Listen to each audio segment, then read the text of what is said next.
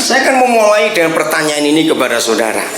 Dua pertanyaannya. Yang pertama, menurut saudara, bersekutu dengan Papa di surga itu gampang atau susah? Saya nggak mau dengar jawaban gampang-gampang susah. Bosan dengan kata itu. Jujur, gampang atau susah? Ayo jawab. Ya pasti ada yang jawab susah dan yang jawab gampang. Dah, percaya gitu aja. Nomor dua, mendengar suara Tuhan itu mudah atau sulit? Nah, jawabannya rata-rata sulit. Maaf, kita akan lihat hari ini. Ternyata dua-duanya mudah. Loh, kok nggak percaya begitu? Saya ulang ya, tepuk tangan dulu buat Tuhan Yesus. Ternyata dua-duanya mudah. Bergaul, bersekutu dengan Papa yang baik itu sangat mudah, nggak sulit. Mendengar suaranya, mengenal dia itu nggak sulit. Tapi kenapa sulit? Saya tanya begini kepada saudara. Salah seorang rekan saya, namanya Bapak Pendeta Eliezer Edo Odo. Dia orang Kudus, namanya Edo Odo. Saya belajar dari dia suatu kali, dia ngomong gini, saya kaget sekali. Menurut saudara, dari mulai Henokh, karena itu ditulis ya Henokh dulu, terus sampai anak-anaknya, terus sampai Abraham, Nuh dulu, terus Abraham, terus Musa. Saya kaget waktu Pak Edo itu tanya begini, dalam pertemuan hamba-hamba Tuhan waktu itu Natal, kami ada di Sydney waktu itu. Menurut saudara, dari Henokh terus itu ya sampai Musa lah, sampai Musa. Mereka itu sudah penuh Roh Kudus atau belum? Nggak usah ragu-ragu. Belum. Nomor dua, mereka sudah punya firman Tuhan yang tertulis atau belum? Nomor tiga, ini Pak Edo tanya, mereka pernah ikut kebaktian di gereja atau tidak? Nah, saya juga baru mikir, betul juga ya, tiga-tiganya mereka nggak punya. Nah, penuh Roh Kudus, kita punya tidak? Sudah saat itu ngapain? Nggak bahasa roh. Oke.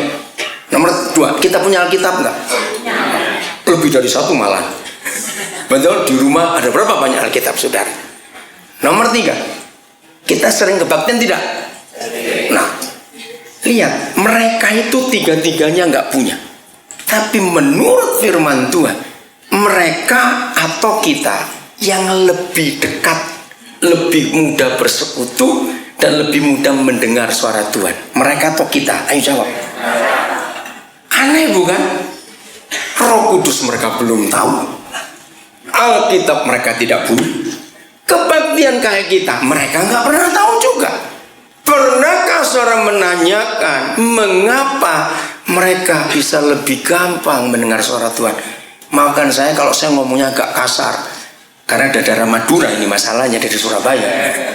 Maafkan, saya ngomong begini, maaf. Mengapa kita kok lebih budek dari mereka? Tahu budek? Maaf ya. Kok kamu tertawanya kencang sekali? Kelas berapa kamu? 6, kelas 4. Kok besar sekali badanmu? Enggak salah. Oke, kelas 4. Namamu siapa? Gilbert, kelas 4. Dia bisa menanggapi itu dan dia bisa tertawa. Mama papamu mana? Oh, di sana. Oke. Kenapa nggak duduk dekat mama papa Gilbert? Mau lihat? Pok. Mau lihat? Oh, wah keren Gilbert kamu lihat. Oke. Pengen mama papa di belakang, di depan, jadi di sini lihat itu. Kita teman ya Gilbert ya, nanti ngomong sama Om. Waktu Om kelas 4, papanya Om meninggal. Jadi Om itu umur 9 tahun kelas 4. Kamu umur berapa? Wih, sama dong kalau gitu. Kelas 4 umur 9 juga. Oke, berarti teman nanti ya kita ngomong. Saya ini kalau ngajar ada anak kecil yang semangat, saya jadi ikut semangat juga, saudara. Oke, ya, Gilbert, kamu dengerin ya. Kalau ada yang nggak ngerti, kamu tanya, kamu angkat tangan. Ya, interupsi tidak apa-apa. Yang mana nanti Om akan tanya kamu. Kenapa yang mana nggak ngerti, janji ya? Awas. Oke. Seharusnya kita tuh bertanya, saudara. Mengapa saudara kita di perjanjian lama yang belum pernah tahu Roh Kudus itu apa, belum pernah punya Alkitab, jadi nggak ada firman tertulis, lalu juga mereka belum pernah ikut kebaktian seperti kita, tapi mereka bisa lebih mudah bergaul, bersekutu dengan Bapa di surga, dan mereka lebih gampang mendengar suara Tuhan. Betul tidak? Kalau kita baca tentang mereka, saya itu iri hati dalam arti positif. Dikit-dikit Tuhan berfirman, dikit-dikit Tuhan nampakkan diri, dikit-dikit Tuhan begini. Betul tidak, saudara? Nah, kita ini kenapa?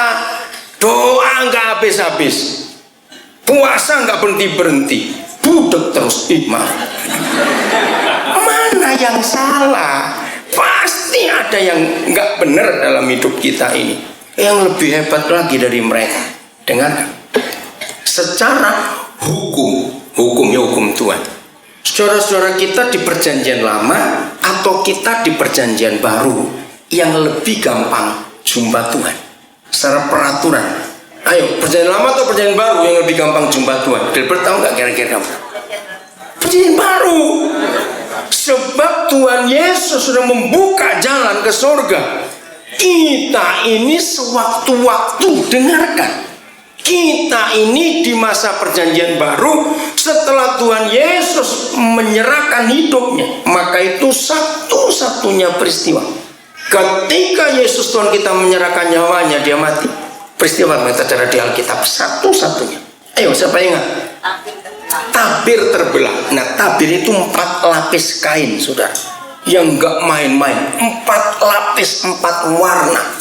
Itu yang memisahkan ruangan kudus dan ruangan maha kudus. Nah, di perjanjian lama Tuhan kita itu hanya bisa ditemui. Dengar ini ya. Di perjanjian lama Tuhan kita itu bisa ditemui itu cuma setahun sekali. Namanya pada hari raya Gravira, itu bahasa Ibraninya. Kalau terjemahan baru pada hari raya pendamaian. Cuma setahun sekali lo bisa ditemui. Dan yang bisa menemui cuma 1 orang. Pangkatnya apa? Imam besar. Coba, padahal itu jutaan orang Israel nggak bisa ketemu. Hanya setahun sekali Bapak mau ditemui. Dan itu punya seorang imam besar saja. Masih ingat kisah berapa orang yang coba-coba menjamah tabut perjanjian mati? Anaknya Imam Harun. Bayangkan, anaknya imam yang dipilih. Masih ingat? Mereka salah bawa api, bukan api kudus. Apinya cuma di tempat kecil, tungku kecil saja. Begitu masuk, masih ingat, apinya jadi besar, langsung mati, mereka kebakar. Tuhan menakutkan sekali di zaman itu. Tapi faktanya, saudara, mengapa saudara-saudara kita bisa begitu gampang bergaul dengan Tuhan dan mendengar suaranya? Hari ini kita belajar itu. Mari semua kita anak-anaknya punya konsep yang berubah. Mau, saudara? Amin. Nah, jadi setelah perjanjian lama lewat, masuk perjanjian baru, saudara, maka Tuhan kita sangat gampang untuk ditemui. Loh, kok nggak amin lagi? Sangat mudah untuk ditemui. Jadi seharusnya kita akan gampang sekali bergaul dan bersekutu dengan Dia, gampang sekali. Amin. Ayo kita lihat ayat yang pertama. Mazmur 32 ayat 8. Oke, ya itu dia. Ayo kita lihat. Siapa di sini? Baca, siapa yang ngomong ini? Tuhan kita, Bapa di surga ya. Aku hendak mengajar. Saya tanya dulu, stop dulu. Kalau ada kata mengajar, Papa kita akan mengajar, itu pasti pakai apa kalau ngajar? Mulut dong. Iya betul, Gilbert jawab betul. Mulut, ya. Pakai mulut. Dan aku menunjukkan kepadamu jalan yang harus kau tempuh. Nah, kalau Papa mau menunjukkan jalan yang harus kau tempuh, jadi dia harus buat apa? Ayo, berbicara, betul. Aku tunjukkan jalan ini. Nomor 3, dia ngomong begini. Aku hendak apa? Memberi nasihat. Nah, ngomong tidak kalau memberi nasihat? Tapi enggak, saudara. Lihat kalimat terakhir, ayo baca bareng-bareng. 1, 2, 3. Mataku tertuju kepadamu. Loh, kok mata? Kok enggak mulut? Padahal mengajar, menuntun, menasihati. Di sini banyak konsep anak-anak Tuhan orang Kristen yang salah. Dengarkan firman ini. Jelas adik-adik remaja sebelah sana. Kalian dari gereja sini? Anak remaja? Bagus. Hari apa kebetulan remaja di sini, bapak-bapak? Sabtu hari ini juga kalian ada. Oke, kalian dengar ini. Saya tanya kepada anak-anak remaja, menurut kalian mendengar suara setan dengan mendengar suara Tuhan, mana lebih gampang? Jujur saudara, ayo jujur. Loh, betul nggak? Lebih gampang mendengar suara siapa? Suara setan, kan aneh. Loh, betul tidak? Nggak cuma yang remaja, kita aja yang gede-gede. Kenapa kita bisa lebih gampang dengar suara setan daripada suara Tuhan? Masalahnya, nah ini loh masalahnya. Kita lebih percaya setan ngomong daripada Tuhan ngomong. Loh, betul tidak? Ayo ngaku. Lah iya, Gilbert lagi jawab. Woi, hebat kamu Gilbert. Iya. Nah, mari kita tanya, mengapa kita ini bisa lebih gampang mendengar suara setan daripada suara Tuhan? Dan mengapa kita ini lebih percaya suara setan daripada percaya suara Tuhan? Gini dah, saya tanya dulu kepada saudara, jangan tersinggung ya. Saya ngomong firman Tuhan, itu kan Tuhan berkata, firman kan Tuhan berkata. Nah, saya mau pakai itu juga untuk tetangga, untuk orang. Saudara percaya nggak manusia pun bisa berfirman? Iya toh, yang ngomong kan berfirman, artinya gitu loh. Oke, nah saya tanya begini, menurut saudara firman Tuhan atau firman tetangga yang lebih nyantol? Coba mikir aja, firman Tuhan atau firman teman? Gilbert itu kalau om tanya anak remaja, firman Tuhan atau firman teman atau firman tetangga yang lebih nyantol, lebih gampang diingat? Lo ayo jawab, saya tanya ini. Kenapa firman tetangga lebih gampang dihafal? Contoh begini, ayo kalau jujur, tapi jangan nyontek dulu ya. Minggu lalu khotbah apa? Pasti garu-garu, apa ya? Nah, tapi omongan tetangga 16 tahun yang lalu masih ingat sampai hari ini. Apalagi firman mama mertua, itu lebih nyantol saudara. Loh kok tertawa? Betul tidak? Waduh, kalau mama mertua ngomong itu kok ingat? Padahal mama mertua sudah mati 20 tahun yang lalu lagi. Ngerti nggak ilustrasi ini saudara? Nah, ada apa dengan kita ini? Mengapa firman setan lebih gampang kita percayai dan lebih gampang kita dengar daripada firman Tuhan? Termasuk firman tetangga, firman teman, firman mama mertua atau siapa saja. Omongan orang lebih nancap di hati dan di pikiran daripada omongan Tuhan. Kalau saudara tidak mau mengakui kesalahan-kesalahan diri kita sendiri, mau sampai kapanpun juga firman itu nggak akan nyampe ke kita. Mengapa firman setan lebih gampang kita dengar dan lebih gampang kita percaya pada firman Tuhan? Ini sebuah kejahatan, saudara. Kalau setan ngomong nakut-nakutin langsung. Salah seorang anak kami namanya Finis Winarto. Dia satu hari itu menulis sebuah SMS yang sangat indah. Indahnya begini. Ternyata kekuatan, kuasa iman dan kuasa khawatir, dengarkan ini. Ternyata kuasa iman dan kuasa khawatir itu kekuatannya sama besar, cuma arahnya beda. Renungkan itu, saya dapat berkat betul. Betul saudara? Kuasa iman dan kuasa khawatir kekuatannya sama. Tapi mengapa khawatir lebih gampang kita percayai daripada iman? Iya atau tidak? Coba jawabin. Nah ini masalahnya, kita ini salah besar. Ayo jujur. Kenapa lebih gampang kita takut daripada kita percaya? Iya atau tidak? Nah, di mana letaknya? Ternyata kita lebih percaya setan daripada percaya Tuhan. Loh, ngaku lu saudara, iya atau tidak? Maka itu takut kita lebih banyak daripada iman kita.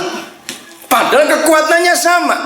Iman itu adalah kuasa yang mampu mempercayai apa yang Tuhan katakan.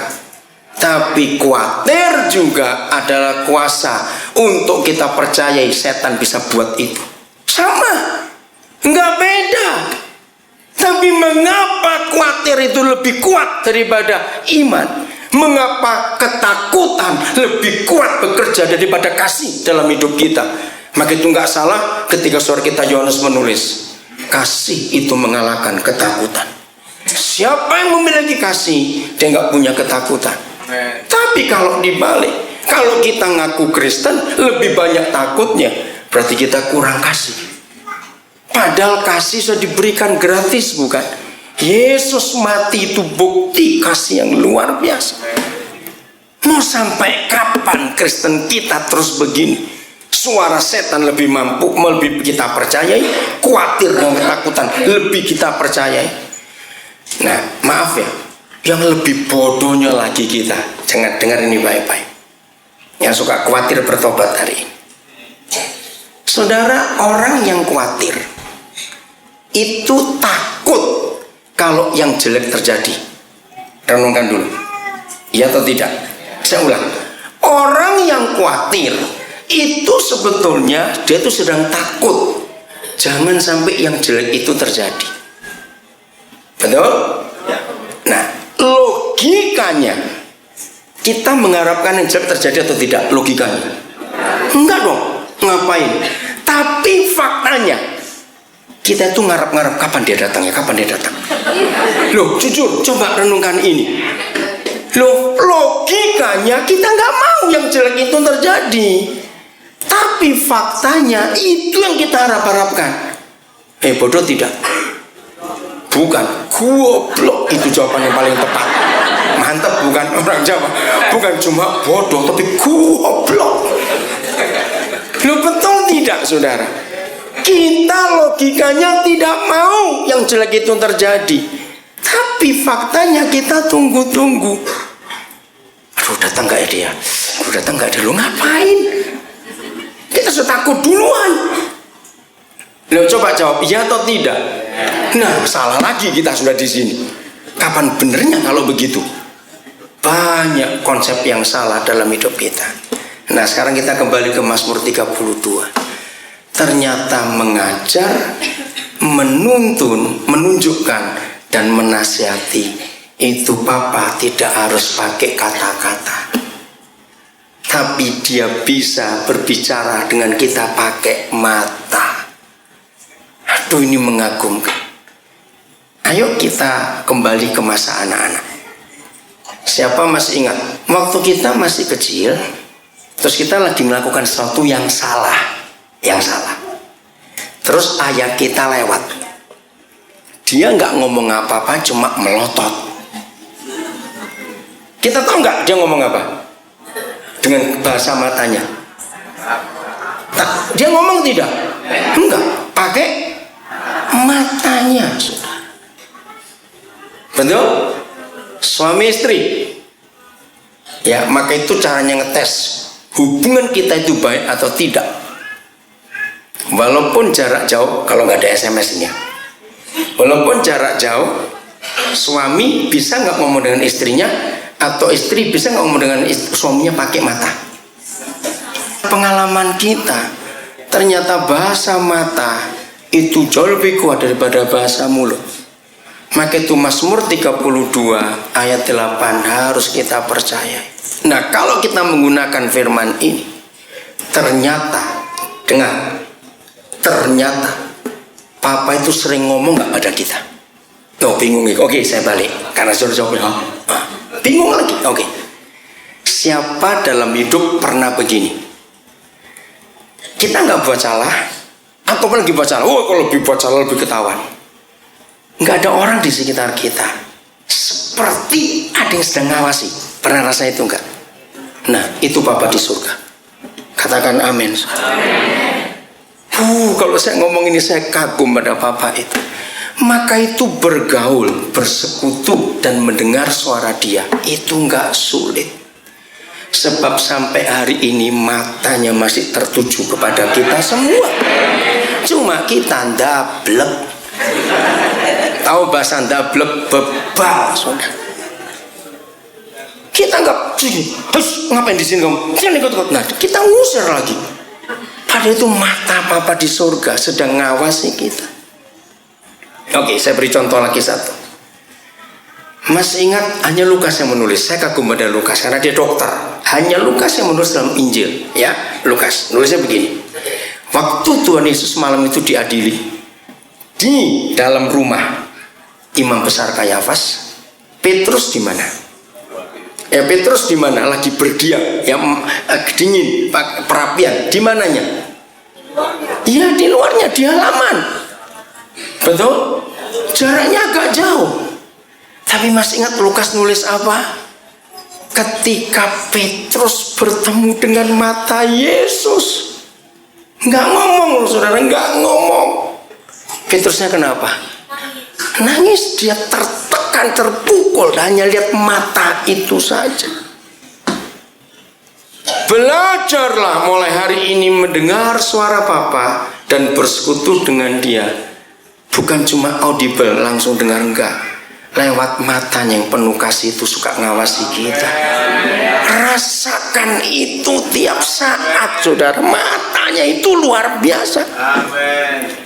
Nah sekarang saya tunjukkan ilmiahnya. Ini ilmiahnya. Siapa yang pernah ngalami? Pasti sering. Ya, apalagi cowok cewek yang masih muda-muda. Kita lagi duduk atau berdiri. Ada orang dari jauh yang kita nggak kenal, itu ngawasi kita. Bukan cuma ngelihat, ngawasi. Rasa nggak kita? Nah, ternyata saudara, ini bukan sihir, bukan hipnotis, bukan. Ternyata mata itu punya kekuatan. Lagi sekali, ini bukan setan, tidak. Memang Bapa menciptakan mata kita itu punya kuasa. Maka itu walaupun dari jarak jauh, kalau ada orang ngeliatin kita, ngawasin ya, itu aneh. Tiba-tiba ini mata kita, kepala kita bisa tertarik ke lihat orang itu. Terus begitu orang itu lihat, kita lihat, oh orangnya balik muka. Pernah tidak itu? Nah, bayangkan, itu orang yang berdosa seperti kita. Matanya saja punya kekuatan kalau ngeliatin orang. Apalagi mata yang kudus itu. Amen. Dia ngawasi kita 24 jam penuh, saudara. Jadi tidak mungkin saudara tidak mendengar dia bicara. Tidak mungkin kita nggak mendengar dia mengajar, menuntun, menasihati. Nggak mungkin. Tapi kenapa kita budek terus? Jawabannya karena dablek, dah gitu saja sudah. Kita nggak sadar kalau itu mata Papa kita lagi nuntun kita, lagi nasihati kita, lagi ngajar kita. Nah, kok begitu terus merintih? Ini setan dari mana dulu? Aduh, untung Tuhan nggak kayak saya. Kalau Tuhan kayak saya cotos. Aku kamu bilang setan, enak aja. Betul? Pernah merasa merinding begitu? Nah, oke. Sekarang saya akan buktikan kepada saudara bahwa sejak dalam zaman perjanjian lama, Papa itu sudah rindu ngomong dengan kita. Sudah sejak perjanjian lama rindu. Gilbert, mulai malam ini kamu siap ya dengar suara Papa di surga? Semua kita siap. Amin. Ayo kita lihat. Kita buka 1 Samuel pasal 3. 1 Samuel 3 sudah, mulai ayat 1. Siapa masih ingat berapa kali Yahweh panggil Samuel? Papa panggil Samuel malam itu 3. Jawabannya selalu salah. Bukan 3, saudara. Nah, 4 kali.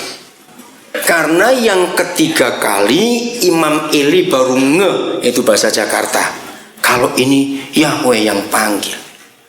Nah, di sini rahasianya muncul. Mengapa Papa sampai 4 kali manggil Samuel? Karena Imam Eli tidak tahu. Ayat 1 berbunyi demikian. Samuel yang muda itu, bukan muda seharusnya, anak-anak, saudara. Karena masih, ini dia belum 10 tahun umurnya. Samuel yang masih anak-anak itu, ini terjemahan tepat, menjadi pelayan Yahweh di bawah pengawasan Eli, mentornya, bapak angkatnya. Nah, ini masalah di Israel. Pada masa itu firman Yahweh bagaimana? Jarang. Penglihatan pun tidak sering. Tolong semua hamba-hamba Tuhan, kalau ada para gembala yang diundang datang dari gereja lain, ada di sini sore ini, dengarkan firman ini. Secara ibadah Sabat, kalau saudara baca kisah Samuel, setiap Sabat di Silo, waktu itu rumah Yahweh ada di Silo, belum Yerusalem, karena Daud belum ada. Itu tiap Sabat masih ada kebaktian, betul tidak? Masih.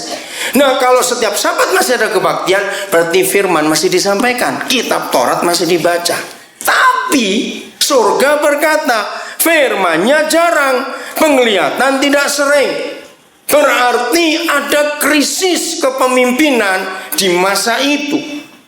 Maafkan saya rekan-rekan hamba Tuhan, sekalipun tiap saat kita dipanggil khotbah, ini para pengkhotbah dengan hamba Tuhan, penginjil, siapapun juga kita pelayan Tuhan, yang untuk anak-anak sekolah minggu, untuk remaja, untuk pemuda, dengar ya. Sekalipun kalau ibadah kita buka Alkitab dan ada khotbah, maaf, ternyata belum tentu itu firman Tuhan. Kaget bukan? Dan ini buktinya. Karena yang disebut firman Tuhan adalah yang diwahyukan, bukan yang dikhotbahkan. Maka itu kita ini khotbah atau pencampai wahyu. Kalau kita menyampaikan wahyu, itu pasti fresh, selalu yang baru, saudara, bukan yang lama. Tapi di Silo pada zaman Eli ini, firman Tuhan cuma diulang-ulang saja. Sedih Tuhan waktu itu. Maka itu kita harus lihat firman ini. Firmannya jarang, penglihatan gak sering, jadi gak ada pewahyuan, gak ada hal baru. Nah, ayat 2. Pada suatu hari, siapa? Imam Eli, ya, Eli yang matanya mulai kabur. Ternyata pemimpin hari itu matanya kabur dua-dua, mata jasmaninya kabur karena umur, mata rohaninya pun kabur karena nggak ada pewahyuan lagi, hancur sudah. Terus tidak dapat melihat dengan baik, sedang berbaring di tempat tidurnya. Lampu rumah Tuhan belum lagi padam. Samuel telah tidur. Nah, ini rahasia besar. Samuel telah tidur di dalam bait suci Yahweh, tempat tabut Tuhan. Jadi ini ruangan yang keberapa? Yang ketiga, yaitu ruangan Maha Kudus. Nah, ini rahasia. Ayo, maka itu saudara, ini cara saya belajar dari Roh Kudus. Pakailah logika anak-anak. Seharusnya secara hukum yang diberikan Yahweh kepada Musa, Samuel harus mati atau hidup kalau sampai berani masuk ke tempat tabut Tuhan. Mati, saudara. Tapi kok nggak mati ini anak? Saudara, saya tuh punya 4 macam buku tafsiran Alkitab. Saya sering baca juga, tapi nggak ada jawaban yang memuaskan hati saya. Saya tanya teman-teman saya tanya buku, saya baca buku-buku, kok nggak mati ini anak? Berani tidur di tempat ruang Maha Kudus, tempat tabut itu ada. Kena apa? Nah, logika anak-anak. Gilbert, kamu masih ingat Samuel punya 2 kakak angkat atau tidak? Punya ya, anaknya Imam Eli. Nah, 2 kakak angkatnya Samuel ini baik atau jahat? Jahat sekali. Aduh, kalau saudara baca pasal 2-nya ngeri, saudara. Maka itu Tuhan marah kepada Imam Eli karena anaknya nggak pernah ditegur. Nah, Samuel sering diajak buat jahat juga. Nah, ini logika anak-anak. Jadi Samuel itu bingung, nggak diganggu oleh 2 kakak angkat itu. Karena dia capek, nggak bisa lari lagi. Mau lari kemana? Karena dia lebih kecil daripada 2 kakaknya sudah gede-gede begitu. Sudah pemuda kakaknya ini. Maka satu-satunya tempat yang kakak angkatnya nggak berani masuk, cuma di dalam tabut itu saja. Ngerti nggak? Ini logika anak-anak. Nggak ada di sekolah teologi ketemu jawaban ini, nggak ada. Saya tertawa waktu Roh Kudus menunjukkan ini. Maka itu Tuhan nggak marah kepada Samuel karena anak ini lugu, anak ini polos. Dia masuk ke situ bukan main-main, cari selamat. Amen. Dari 2 kakak yang kurang ajar itu tadi. Wah, saya kagum sekali. Nah, terus saudara, ya, ayat yang keempat. Lalu Yahweh memanggil Samuel, Samuel. Gitu bukan? Jangan Samuel gak mungkin. Tuhan kepada anak kecil gitu gak mungkin. Pasti suara anak-anak. Sam mungkin gitu kok bahasa sekarang. Dan Samuel bagaimana? Menjawab, ya Bapak. Bapak ini siapa yang dimaksud? Imam Eli. Terus dikatakan, lalu berlarilah ia kepada Eli serta katanya, ya Bapak, bukankah Bapak memanggil aku? Tapi Eli berkata, aku tidak memanggil. Nada tinggi nih, aku gak memanggil.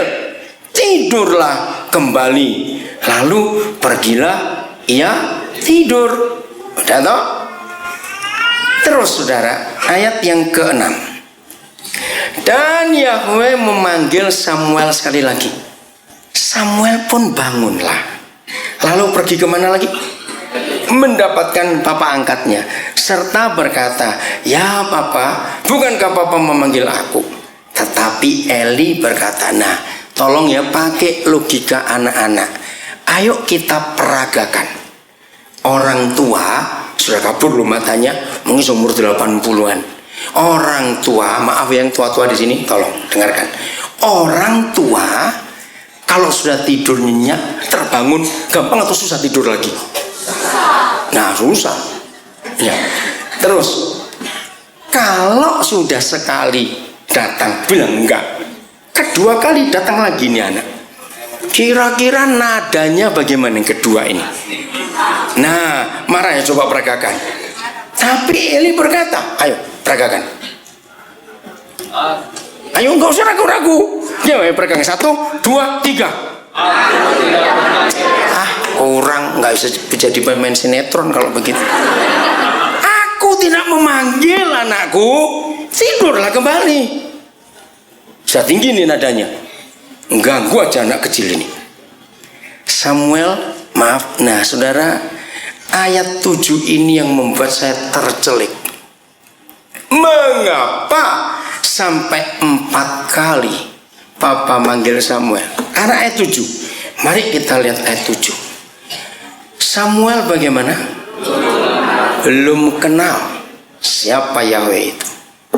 Yang kedua, firman-Nya belum pernah diapakan?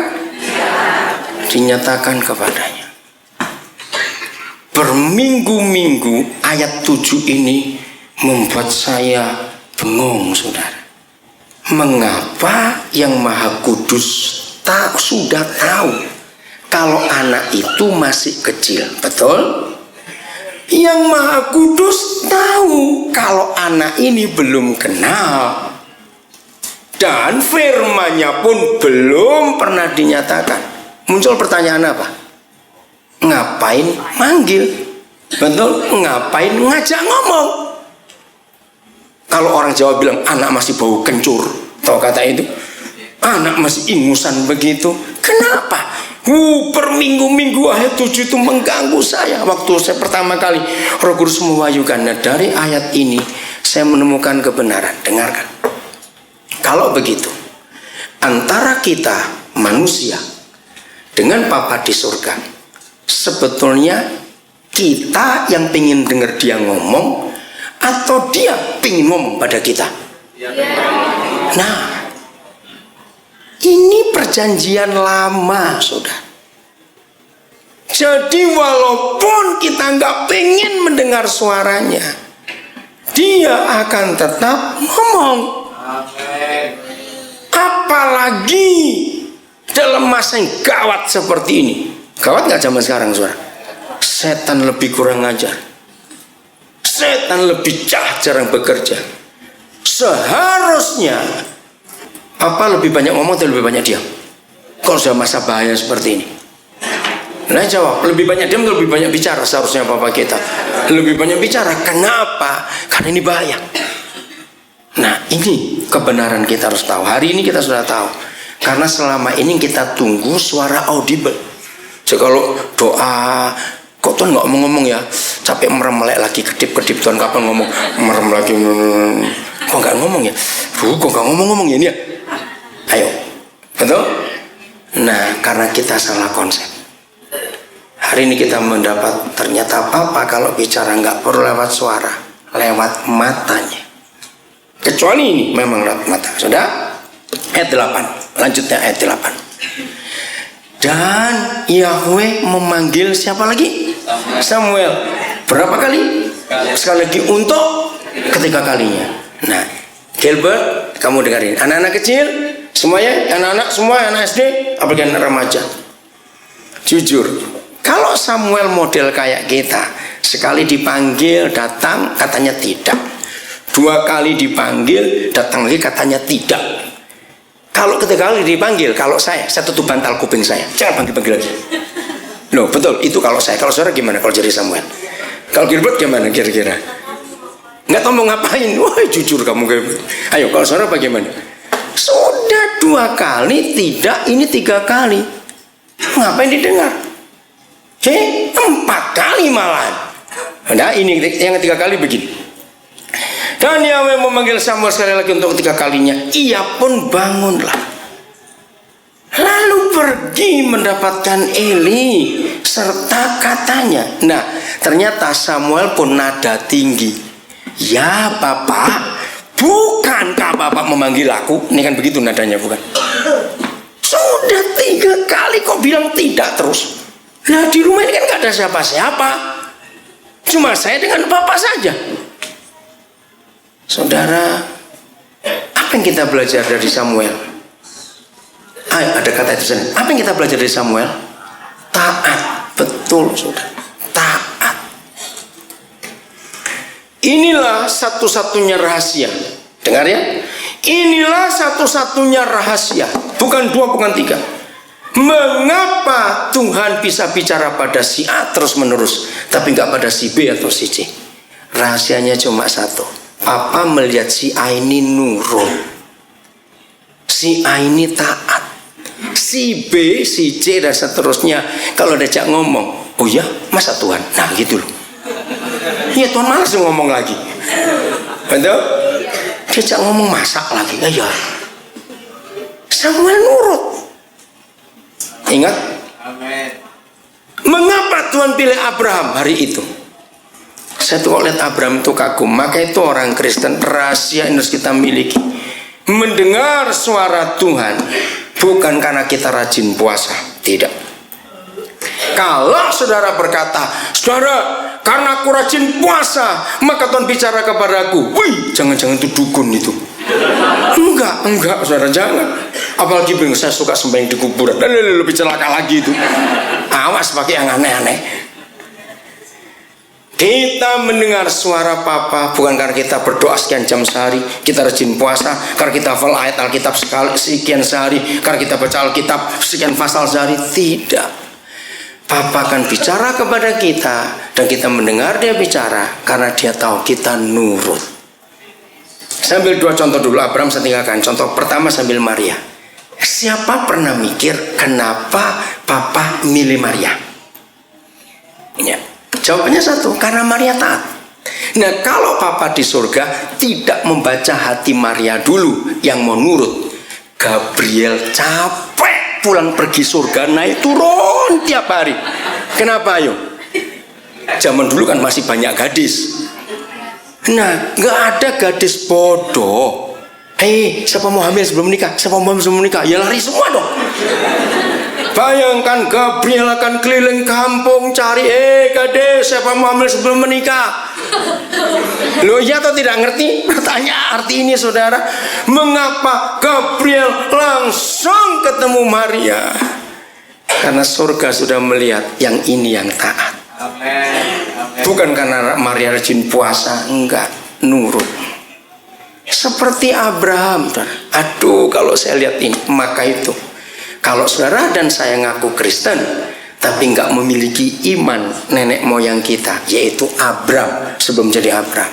Ayo, saya ngomong begini ya, sekristen-kristennya saudara, sependeta-pendetanya saya, ngerti nggak kata ini? Saya tuh agak sulit mencari, ngerti ya? Ayo jujur, kalau malam ini ada suara, anakku, besok kamu ke Bandara Cengkareng, bawa semua keluargamu, tinggalkan rumahmu, tinggalkan kerjaanmu, kamu berangkat kemana jangan tanya dulu, pokoknya besok pergi dulu. Loh, sekristen-kristennya kita sependeta-pendetanya kita mikir atau iya? Nah ini masalahnya, karena masih mikir, maka itu Tuhan nggak ngomong-ngomong, karena mikir terus, nggak bilang iya. Nah sekarang saudara ngaku sendiri, ini masalahnya. Betul tidak saudara? Berarti ketaatan kita belum 100%, masih mikir-mikir terus. Saudara, mengapa kita lebih percaya suara setan daripada suara Tuhan? Mengapa kekhawatiran dan ketakutan lebih kita percayai daripada iman? Karena kita belum punya hati setaat Samuel, kita belum punya hati setaat Abraham, kita belum punya hati setaat Maria. Dan itu aja belum cukup loh saudara. Berapa kali Abraham masih diuji. Ujian terakhirnya, jadi Gilbert ya, anak-anak remaja, Abraham pun pernah UAN, ujian akhir nasional. Abraham itu pernah. Siapa tahu ujian akhirnya Abraham? Ayo satunya. Nah, tepuk tangan buat Gilbert lagi. Woi, Gilbert berani. Waktu Ishak diminta. Mau dengar terus atau saya berhenti? Kalau terus risikonya ada, awas. Ya betul? Nah ini saudara, kita masih punya reserve. Tahu kata reserve ya? Kita masih punya ban serep dalam hidup ini. Kalau Abraham tidak. Saya tidak tahu kapan ujian akhir untuk saudara tiba. Kalau saya tahu ujian akhir saya sudah tiba. Kapan ujian akhir saudara tiba? Saya nggak tahu, itu urusan Tuhan dengan saudara masing-masing. Ketika Ishak saudara diminta. Saya nggak nakut-nakuti loh. Wah, khotbahnya kok nakutin? Enggak, saudara, jangan takut ah. Betul? Nah ini loh yang Papa cari. Nah kalau dia tahu kita ini nggak nurut, masih apa-apa mikir-mikir terus. Ya mau sampai kapanpun doa puasa lah sampai kering tubuhnya karena puasa terus. Tuhan gak akan ngomong. Tuhan ngomonglah Tuhan, aku sudah capek nunggu loh Tuhan. Oh Tuhan berkati Gilbert. Aku sudah capek nunggu ini Tuhan. Kok Tuhan gak ngomong-ngomong? Kenapa? Jawabannya apa? Ayo jawabannya apa tadi? Karena dia tahu kita belum nurut. Masih mikir-mikir. Ini masalahnya. Kira-kira saya ngerti nggak saya ngomong ini? Ya karena kok lihat mukanya muka bingung semua gitu loh, saya jadi bingung juga. Saudara, jangan takut, Papa tahu yang terbaik buat kita. Dia tahu. Kalau sampai dia minta Ishaknya, dia nggak sekejam yang kita bayangkan. Ishaknya mati nggak? Nah, seharusnya itu loh Papa kita di surga itu saya kagum. Seharusnya kita semua nggak perlu takut. Amin. Sungguh? Amin. Kenapa kok amin? Kenapa nggak perlu takut kalau ujian akhir tiba? Karena dia nggak seperti itu, cuma ngetes kita ini mau nurut atau tidak. Bayangkan, sudah ada contoh soalnya, masih double. Saya nggak mau jadi apa lagi sore. Ngerti kata-kata ini? Sudah ada contoh soalnya, yaitu Abraham. Waktu Ishaknya diminta, nggak mati kok anak. Jadi nggak perlu takut. Jadi nggak perlu mikir-mikir. Loh, kok nggak amin lagi yang lain? Kalau ujian akhir tiba, nggak usah mikir-mikir, sudah ada contohnya. Ngapain takut? Nah, tadi kok nggak amin kenapa? Ayo. Kok baru sekarang baru amin? Telat. Karena tadi saudara masih mikir-mikir. Kita nggak berani nyerah. Saudara, ini hal serius dalam kekristenan kita. Maka itu minta minum bu, perlu minum nggak? Ya tolong ambil minum di depan sini, kasihan batuk sampai begitu. Tolong mana ambilin pengurus. Oh, nanti yang batuk ibu yang mana? Perlu minum bu? Ada? Ini tolong belum minum ini Pak. Ya. Terima kasih. Itu pelayan. Oke, saya lanjutkan. Ini bagian terakhir sudah. Supaya kita sungguh-sungguh menang. Samuel taat. Katakan amin. 4 kali dipanggil tetap bangun. Nah, ketiga kalinya gini. Terus ayat yang ke-8 masih. Lalu mengertilah siapa? Eli. Masih ayat 8 ya. 1 Samuel 3. Lalu mengertilah Eli bahwa Yahweh lah yang memanggil anak itu. Sampai 4 kali Papa ngomong, Sam, Samuel nggak ngerti. Ingat ayat 7. Karena dia nggak kenal siapa Tuhan. Dia belum pernah dapat firman Tuhan. Nanti baca di rumah ya. Saya nggak ada waktu untuk menerangkan. Siapa masih ingat? Firman yang disampaikan kepada Eli. Saya baca dulu. Begitu Eli sadar, wah ini Tuhan yang ngomong. Karena Eli tahu, sudah sekian lama aku nggak bisa dengar suara Tuhan. Ingat ayat 1 tadi.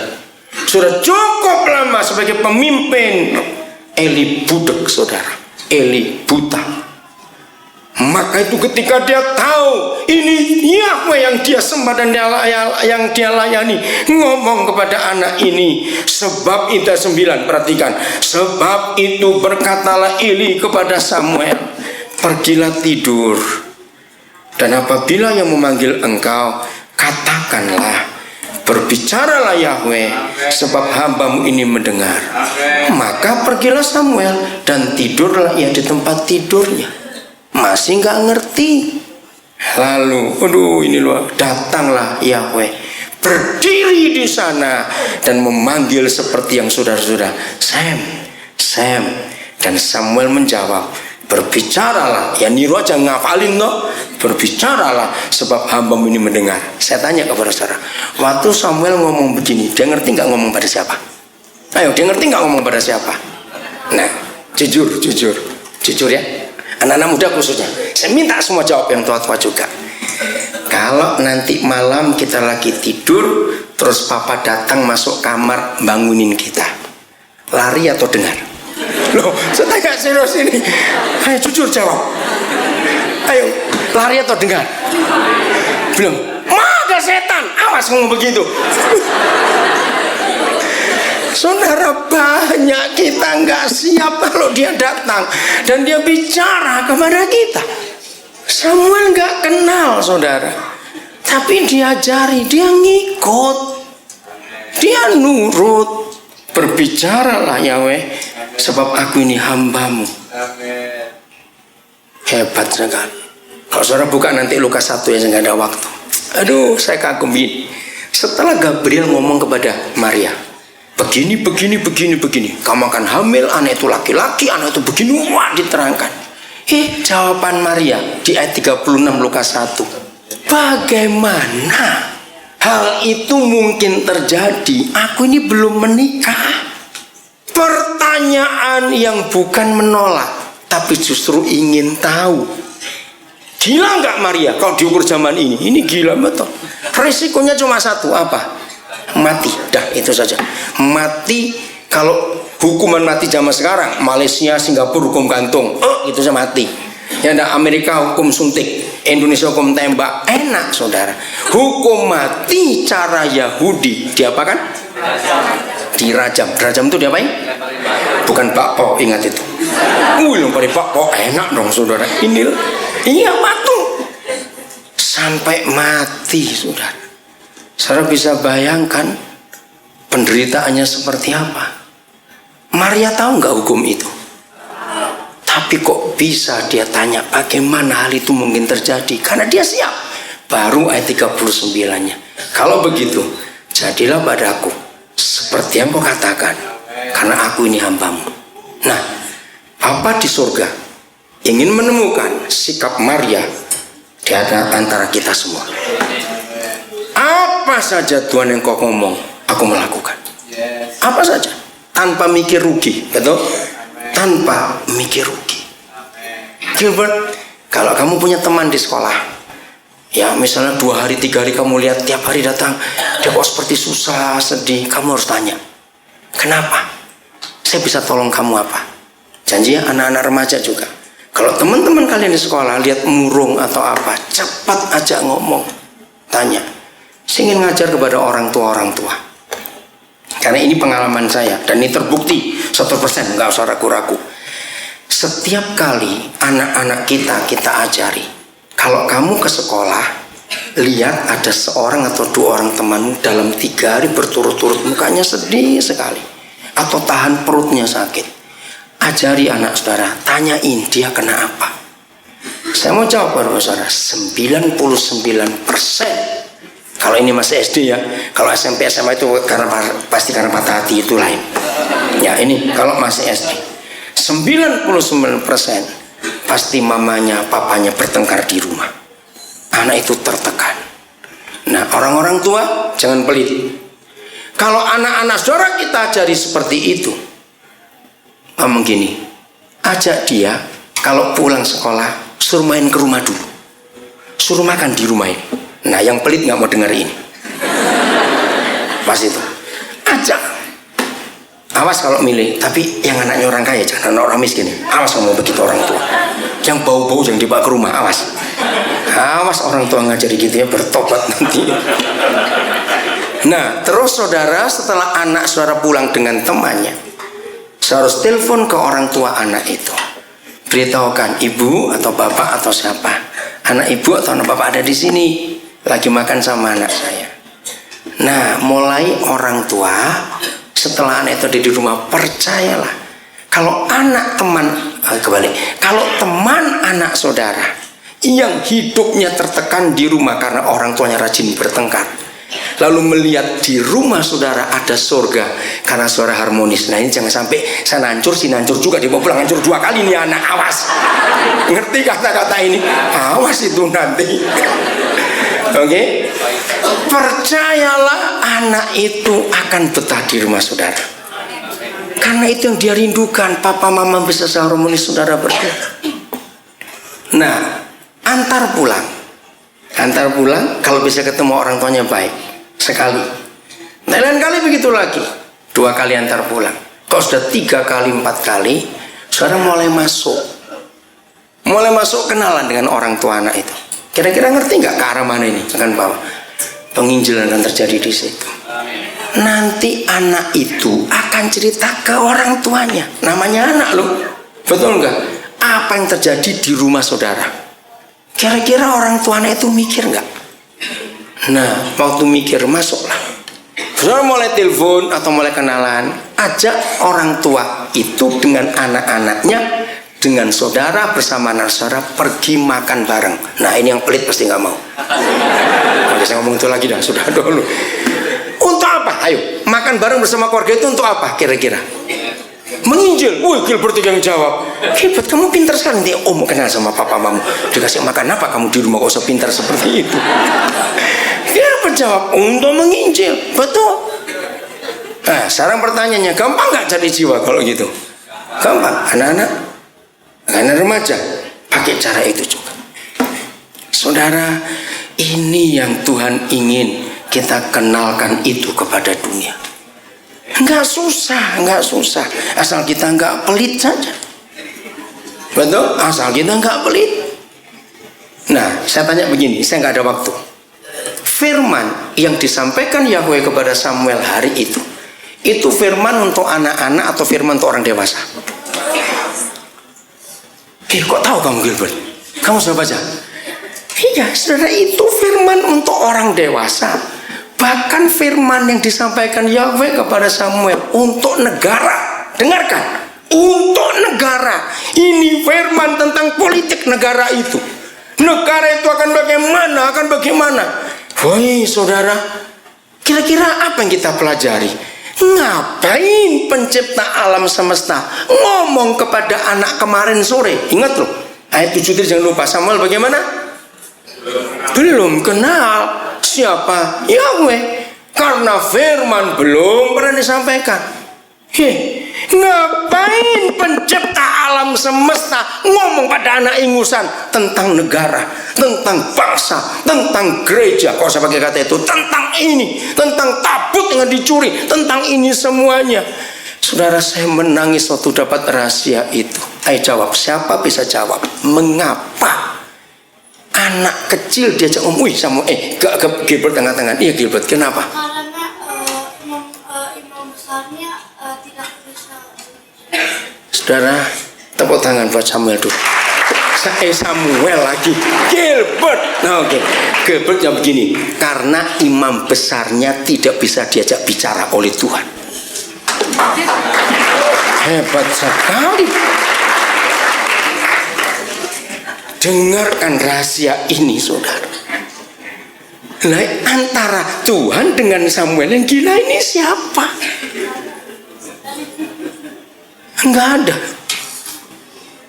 Masalahnya begini, ada keputusan surga yang harus disampaikan. Betul? Papa mencari di seluruh Israel. Ternyata satu-satunya pribadi yang bisa diajak ngomong ya anak kecil ini. Ya ampun Tuhan, saya kagum sekali. Bukan pada Samuel saya kagum, kepada Papa yang dahsyat itu. Kok sampai bisa-bisanya dia menghargai anak sekecil itu? Maka itu kok saudara nanti pulang baca, ternyata Imam Eli nggak tidur lagi sampai pagi. Karena dia menunggu Tuhan ngomong apa kepada anak ini. Saya bayangkan begini, saudara. Samuel gemetar. Samuel gemetar. Dan saya bayangkan gini, pagi-pagi itu Samuel bangun, Imam Eli bangun, karena nggak tidur lagi. Saya bayangkan maka tangan Imam Eli pegang dua pundaknya Samuel, digoyang-goyang, ngomong kamu Sam, sampaikan nak apa yang Yahweh ngomong pada kamu tadi malam. Samuel sampaikan semua, saudara. Maka itu kalau kita menjadi Kristen nggak percaya Bapak-bapak itu masih bisa bicara kepada kita sampai hari ini, saudara.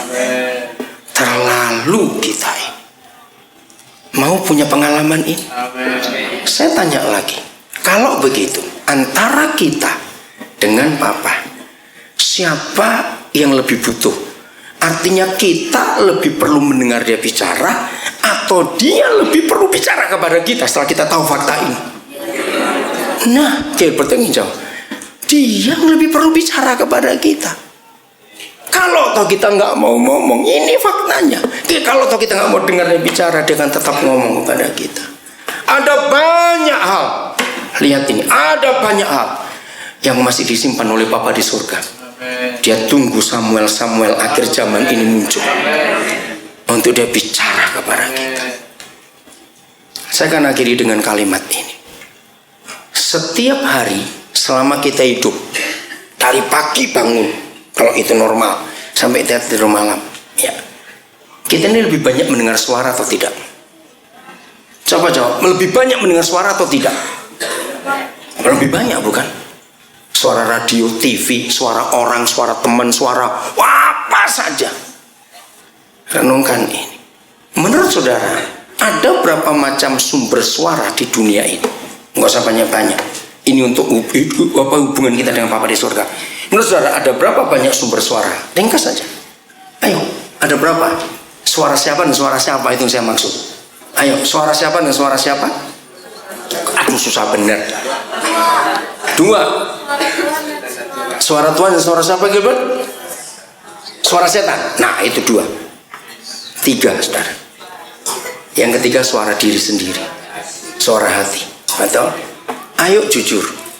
Dari tiga sumber suara ini, siapa lebih banyak berbicara tiap hari? Hati. Betul. Nomor dua, siapa lebih banyak bicara? Nah, ini dia. Aduh, setan lagi. Jadi suara Tuhan di nomor tiga. Aneh bukan? Ini yang kita harus berubah. Mulai hari ini, balik. Suara Tuhan nomor satu. Supaya nomor dua, nomor tiga tunduk semuanya. Tundukkan suara hati. Lebih-lebih tundukkan suara setan. Anak-anak remaja, jujur, lebih gampang orang terima Injil atau terima narkoba? Kalian jawab. Nah, aneh bukan? Kenapa lebih gampang terima narkoba daripada terima Injil? Siapa yang salah? Jawabannya, Kita yang salah. Karena kita tidak membiasakan diri untuk cerita tentang persekutuan kita dengan Papa yang baik itu. Ayo mulai hari ini kita berubah. Setuju saudara? Rindu untuk dia bicara kepada kita. Karena dia ngomong. Dia mau bicara kepada kita. Percaya Roh Kudus masih sanggup menolong kita sampai hari ini. Untuk kita belajar seperti Samuel. Jadi jangan menunggu Papa menasihati, mengajar, dan menuntun dengan kata-kata. Pakai apa tadi? Mata. Lewat jangan mikir-mikir lagi. Awas itu tadi. Lakukan apa yang dia suruh. Kalau itu terjadi, dahsyat, saudara, dahsyat betul. Maka tema ini nggak akan tinggal nempel di dinding. Growing in love, impacting life. Bertumbuh dalam kasih yang membawa dampak ke kehidupan orang lain. Itu sama. Tepuk tangan buat Tuhan Yesus. Itu akan terjadi dalam hidup kita semua. Karena ketika suara itu kita dengar, pasti orang lain akan kena dampaknya dalam hidup ini. Tuhan memberkati kita semua. Mari kita menghampiri Dia.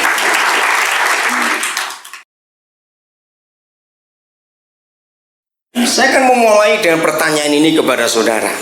Dua pertanyaannya. Yang pertama, menurut saudara, bersekutu dengan Papa di surga itu gampang atau susah? Saya nggak mau dengar jawaban gampang-gampang susah. Bosan dengan kata itu. Jujur, gampang atau susah? Ayo jawab. Ya pasti ada yang jawab susah dan yang jawab gampang. Dah, percaya gitu aja. Nomor dua, mendengar suara Tuhan itu mudah atau sulit? Nah, jawabannya rata-rata sulit. Maaf, kita akan lihat hari ini. Ternyata dua-duanya mudah.